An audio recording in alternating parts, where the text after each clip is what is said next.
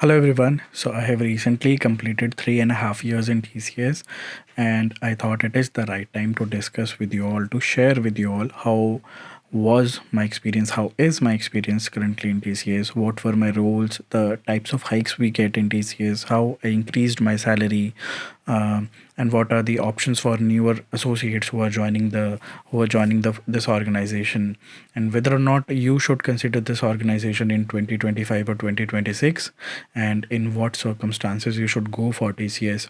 All of these things we are going to discuss in this video. So you must have seen the thumbnail, and I have a few other topics to discuss, like the development or coding projects, the support projects.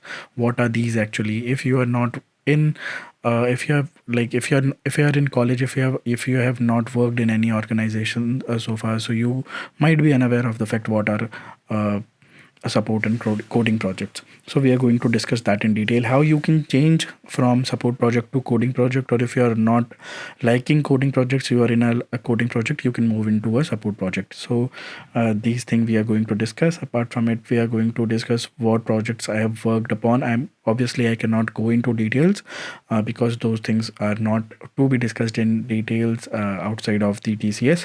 Obviously, I'll give you an overview of the projects and what were my roles, what sort of hikes I got in TCS throughout. So let's start with the first thing, which is the hikes. So TCS is in news for firing the associates and for decreasing the bench period, and for like not giving the appraisal letters. So appraisal letters were not given in many IT companies in India, but we received a compensation letter or appraisal letters in in India in September. So from September the salary was effective. So we would have received it in 2000 in April 2025, but it got delayed by few months, and the effective date of that new compensation was September 1st, 2025. So the backlog or the area of all those months, we did not receive it. We just got the compensation letter, which was effective from 1st September. So the hike for me was around 10%, and it will vary between 5 to 10% for all of the associates. So it is not much, but it is okay, because we were even not expecting that we will get any sort of appraisal in this financial year, and we are not sure if we are going to receive the appraisal letters for the next year, in the next year also. So that was about the hikes. And the next thing is how we can increase our salary, how to increase the salary. So when I joined, I am not going to discuss about on what salary I joined, but there is a program called TCS Elevate Wings. So it is the Wings 1. So for the associates who are below a certain band, which is called below C2, so those associates can appear for Elevate Wings 1, and the associates which are above C1 grade, they can appear for Wings 2, which is comparatively difficult and is more exhaustive and extensive as compared to the Wings 1 tracks. So in the Wings 1 we have two parts, digital and innovator. So I have cleared the digital exam, and my package was revised, and I got around, you can say, if you want me to make a detailed video on how to prepare for Wings 1 digital and innovator, I please drop that in comment section so that I can make a dedicated video on that. I'm not going to discuss Wings 1 in details here.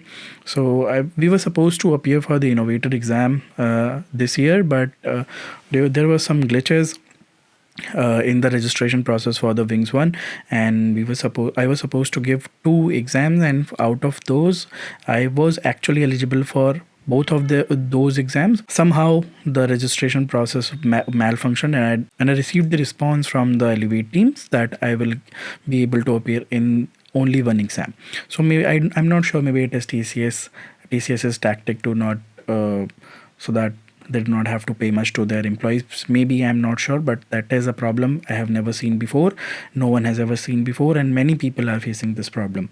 So these are one of the uh, ways you can increase your salary. Just clear that exam, and in that exam you are tested on your technical and process skills, and how much do you know about how things work, the business skills and the articulation skills and all that. So that is how you can increase your salary. That is the first way. And the second thing is my roles, what have been my previous roles and what is my current role. So my current role is developer. I am working on a project in core Java, and before that I was working in a support project. And what is the difference between a support and coding project? I'll tell you within 30 seconds.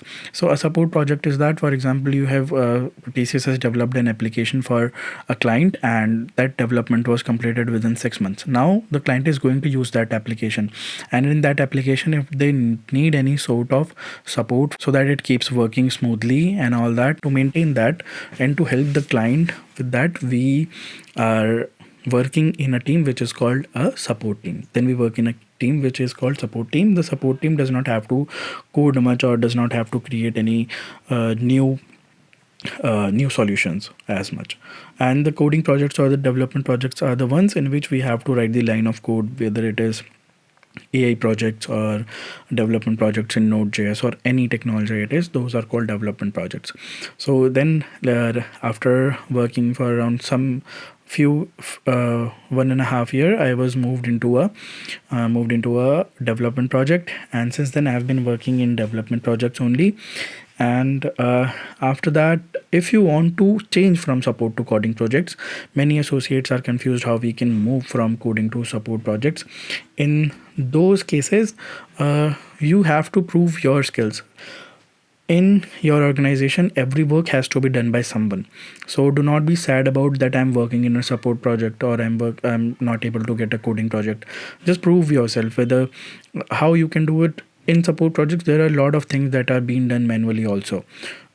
You can automate those things using any uh, technology you want, whether it is JavaScript, Node.js, React.js, whatever it is. You just have to think how this manual task can be done easily, so that it can showcase my skills, that I have skills that can automate tasks. You can do it in shell scripts, PowerShell scripts, whatever you want. It will help you learn something, and it will also be a showcase for your managers that yes, you did something on your own, you have coding capabilities, because many associates nowadays do not have that ability to code.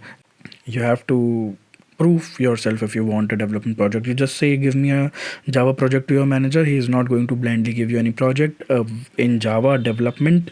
Reason for that is development projects have critical deadlines, and you have to be that person who can work under critical deadlines, because something has to be delivered at that time. Before that, you have to code it, you have to test it out, you have to do the documentation, and also you have to be the sharpest one if you want to work in a development project. So this is the way showcase to your managers that yes, I can work in a development project and I have those skills to develop things and all. So that is the one thing. So that is how you can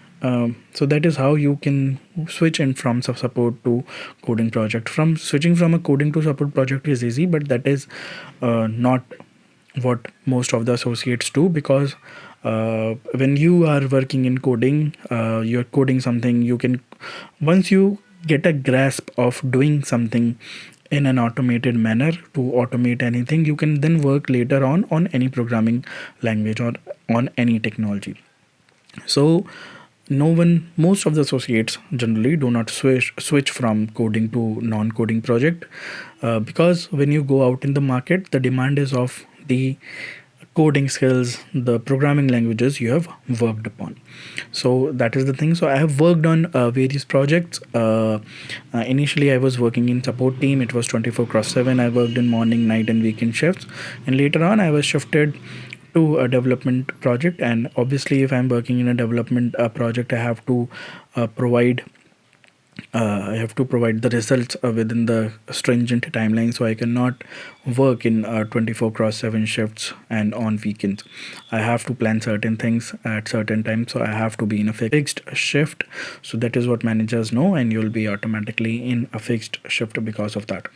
So those are the things, and I have worked on various projects. The projects have been in AWS cloud. It included shell scripting and all, and many things. So there is a lot to learn. When I moved from college to TCS, so that TCS is my first company. When I moved in here, I did not know how to code in shell, how to make a PowerShell script, and these things are very powerful. If you're working in a large infrastructure, you can make scripts to automate tasks, and that is something wonderful you can do.